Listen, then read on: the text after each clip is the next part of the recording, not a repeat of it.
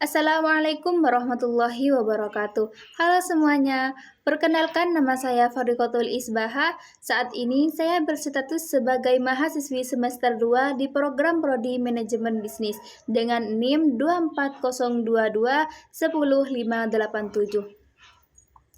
Di sini saya akan menjelaskan sedikit penjelasan mengenai mata kuliah Civic and Pancasila untuk memenuhi tugas UAS yang diberikan oleh dosen pengampu saya. Mohon izin Bapak dosen Ahmad Sulaiman. Nah, di sini saya akan menjelaskan tentang jadi warga negara yang bertanggung jawab di era digital. Selamat menyaksikan.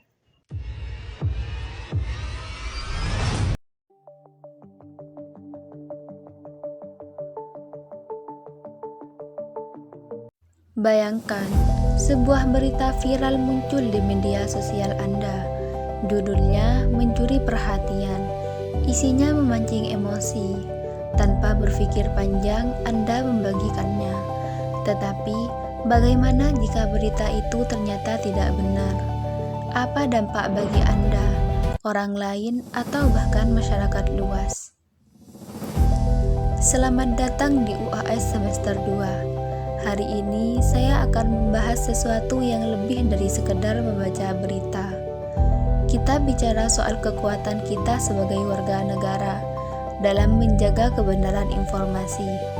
Ingat, jurnalisme bukan hanya tentang mereka yang menulis atau melaporkan berita. Ini juga tentang kita, para pembaca, dan bagaimana kita menggunakan hak serta tanggung jawab kita terhadap informasi. Siap menjadi bagian perubahan? Mari kita mulai. Informasi adalah kekuatan. Di era digital ini, kita hidup di tengah derasnya arus berita, dari media sosial hingga portal berita online. Tapi, pernahkah kita bertanya, apa peran kita sebagai warga negara dalam menjaga kebenaran informasi? Bill Kovacs dan Tom Rosenthal dalam buku The Element of Journalism mengajarkan bahwa warga negara memiliki hak atas informasi yang akurat, transparan, dan relevan. Hak ini menjadi dasar dari demokrasi.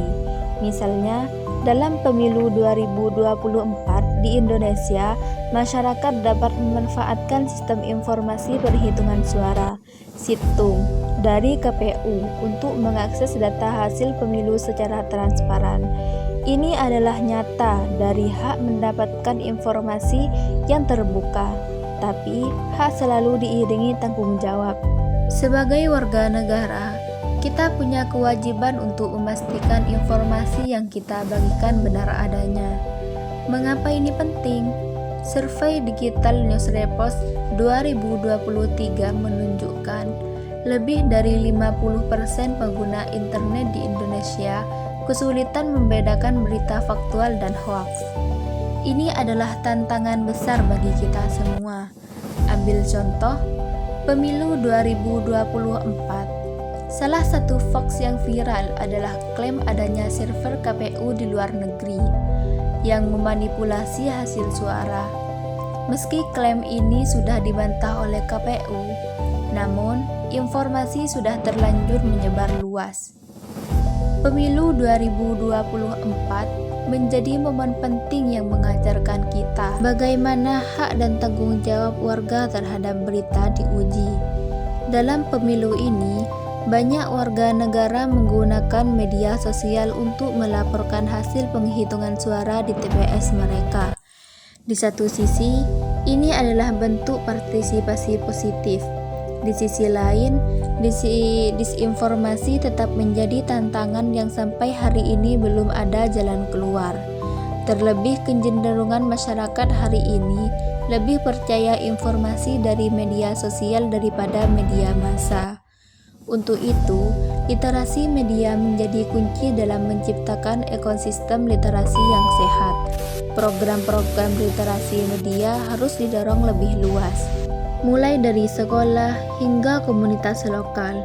Dengan literasi media sosial yang baik, kita bisa lebih bijak dalam memverifikasi informasi, dan menghindari jebakan disinformasi.